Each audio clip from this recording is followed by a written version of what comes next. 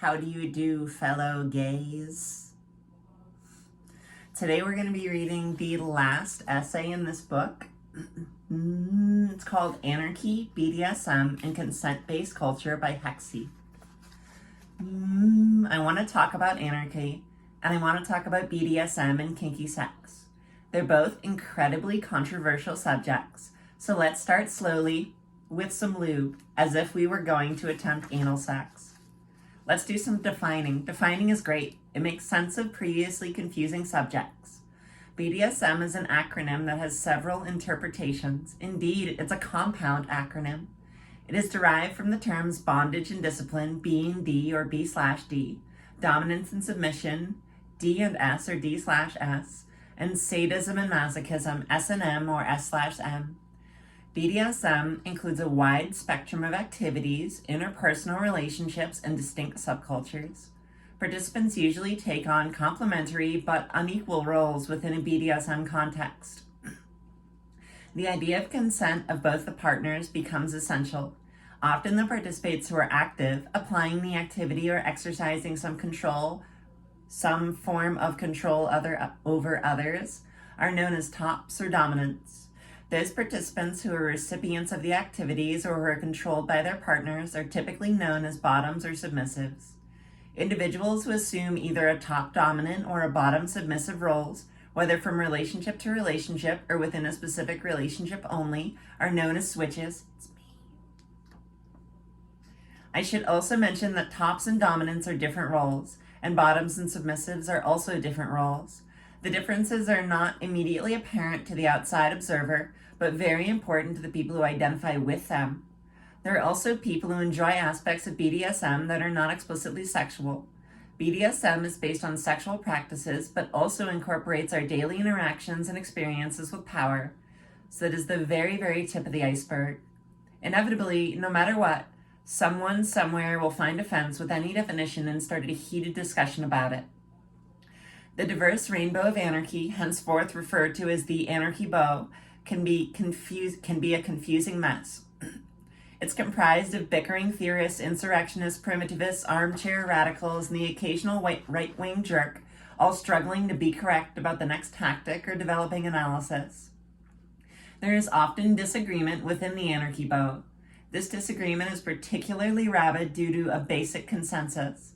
The anarchy bow disagrees with itself with the rabid intensity of people who share similar ethics, debating how to change the current world order from a hierarchy based on abuse and exploitation to a system without someone at the top of the oppression pyramid scheme and without the entire pyramid scheme. What we want is a system that benefits everyone and eliminates prejudice and racism and the inequalities of capitalism, and then we'll all have our own unicorn to ride along shining streams. Because you know you want your own unicorn to ride into battle against capitalism. I do. In an attempt to simplify the anarchy bow, I have divined what is to me the first unwritten rule of anarchy. The first unwritten rule of anarchy is, quote, don't be a douchebag, unquote. All of the fancy theories, all of the discussion about tactics and support and building a new world by tearing down the old and whatnot, all come down to the fact that in this world, people are often douchebags. They're douchebags to one another, they're douchebags to the planet, they're douchebags to animals. There are whole systems of indoctrination that teach us to be douchebags to one another from the time we are children. Many people have spent lots and lots of time explaining the ways that people are douchebags and how the structure of society teaches us to be douchebags. The goal of anarchy is to change that, not just a little, but entirely. All of our wonderful systems of organization and activism that work so well are often undermined by the brokenness of the system we are raised in. The way that even in a non-hierarchical organization, there are often people who call the shots, or the people who are always getting their way and not allowing others to speak. We're the result of hundreds of years of oppression, colonization, capitalism, genocide, racism, and sexism. We can't help but have internalized some of that, even if we are dedicated to changing the system. Often this happens on the traditional lines of gender and race oppressions, but other times it's subtler. In attempting to dismantle a busted system, we all bring our own baggage and prejudices. What we can do is learn from it and work to make our practice of anarchy as equal as possible. Revolution is a funny word. It has been assigned to many things, and according to the cultural history of the United States of America, there has already been a sexual revolution. A lot of people in the last century did a lot of work around sexuality and freedom, and we are benefiting from it today. But there were radicals before the hippies who were doing and saying the same things about sexual freedom. The sexual revolution has been happening for a long time and continues to do so. Some people even go so far as to say anarchy is love, which sounds like we're all a bunch of hippies with fancy analyses of politics and anti-oppression and whatnot, but I'm sure Emma Goldman had no fucking clue what a hippie was going to be, and she was all about love. Emma Goldman was a really huge badass. Sadly, there are no surviving pictures of her riding a unicorn. I believe there are hundreds of sexual revolutions happening every day. Every day, people accept themselves and their sexuality and support one another to subvert the heterosexist idea that the only valid sexual relationships are between one man and one woman. The dominant narrative says they must be both cisgendered, having a match between the gender they were assigned at birth, their bodies, and their personal identity. This oppression hurts all of us. Sex can be very personally revolutionary. It can be healthy, and it can be a form of self-care, and it can be medicine, but only if it is done with full consent and participation of all parties. Historically, anarchists have been very vocal about supporting sexual freedom and queer rights. Emma Goldman spoke out against marriage and for the right of women to have access to birth control. Her lover and compatriot, Alexander Berkman, wrote about being queer and supporting queer rights. Anarchy has always been a little queer, and anarchists have always been nerds for sexual freedom and choice. Why not BDSM as well? I'm a fucking sexual freedom nerd. I'm an absolute liberatory dweeb. You might have noticed I used the word queer in several different ways. Originally, queer was used to describe something odd or abnormal. It is used in reference to a group of people. Traditionally, queers have been folk who engage in sexy times with people of a similar gender, transgender folk, and the word extends to include those who engage in relationships outside the heteronormative monogamous party line. The label queer was reclaimed from being a slur and insult. That's how tough we are. We can take language intended to hurt us and turn it into something completely different.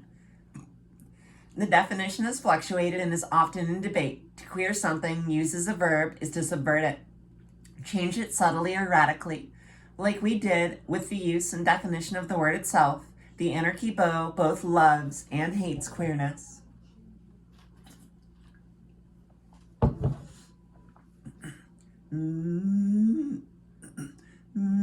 Like in the anarchist community, again in the BDSM community, there is the problem of people coming to it as a sexual practice with the same amount of baggage as when people come to anarchy. I have sometimes heard people speak of their personal practice of BDSM as if it cures all things. In those experiences, I felt like I was witnessing a personal spiritual moment. I'm not a proponent of choosing anything as your shining light, though as a human race we have a tendency to do so. The mainstream BDSM community has been called out in many, many instances for sexism, heterosexism, racism, ableism, and not being accessible to people who are not middle class or financially liquid. Sexism, the act of gender discrimination, is a problem in almost every part of this society and hence carries over into BDSM spaces. Heterosexism is interesting in the context of the current incarnation of the mainstream BDSM community, which often identifies itself as a pansexual, open to all sexualities and genders space.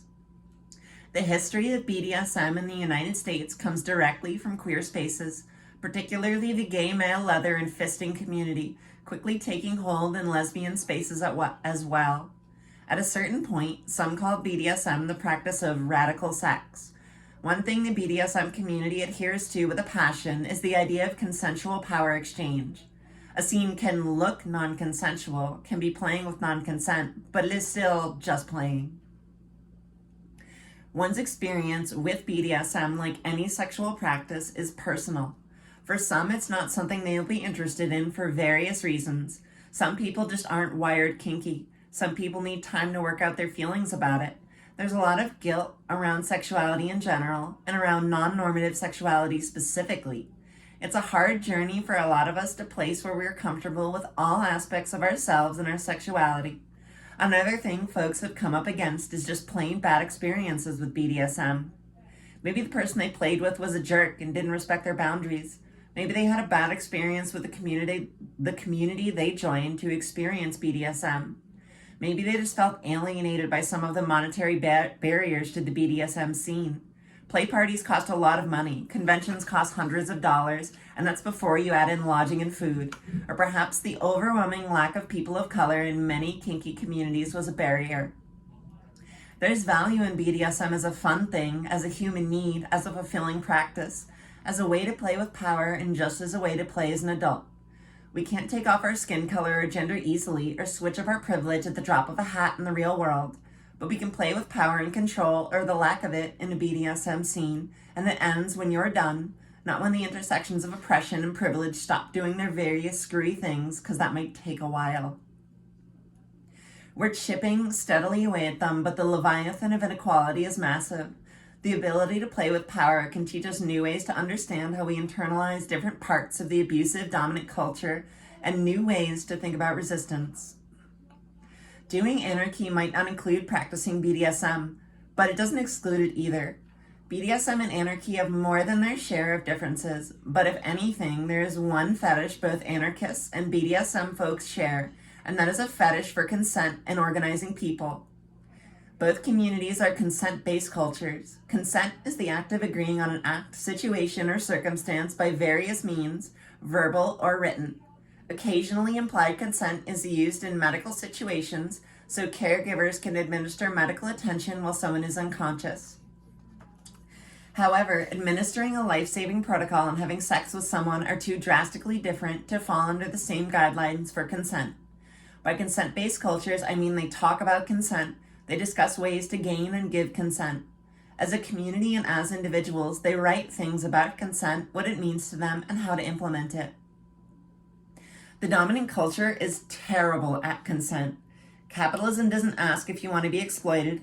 Patriarchy doesn't ask if you want to be considered a second-class citizen based on what's between your legs, or inversely, be taught to be an oppressor based on what's between your legs.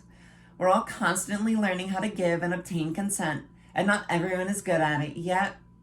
Everyone has a story about a creepy anarchist or a messed up kinky person not respecting folks. I've heard them.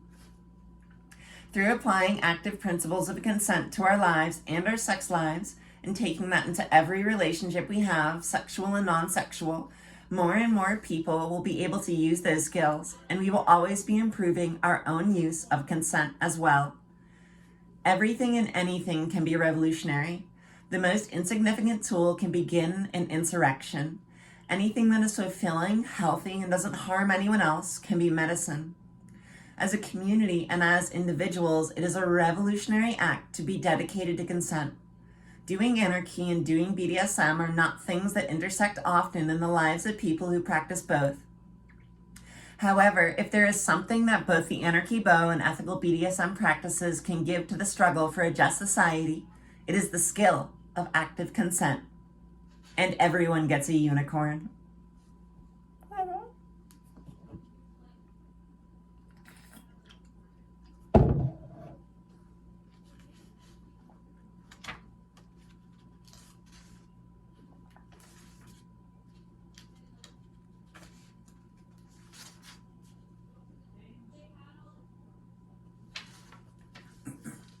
I'm not going to read the acknowledgements, but it is the authors thanking very many people, a lot of them also the co-writers or co-contributors to the book.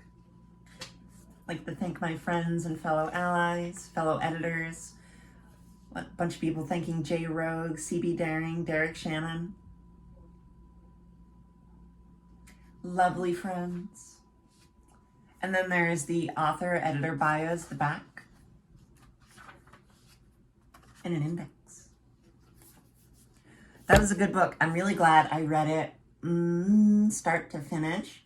I had read a few of the essays before, but reading the things sequentially definitely I feel like communicated some of the ideas better and in a more clear way, and how some of the essays more clearly contrasted with some of the others in the collection. It was good. You should read it, or listen to me read the whole thing.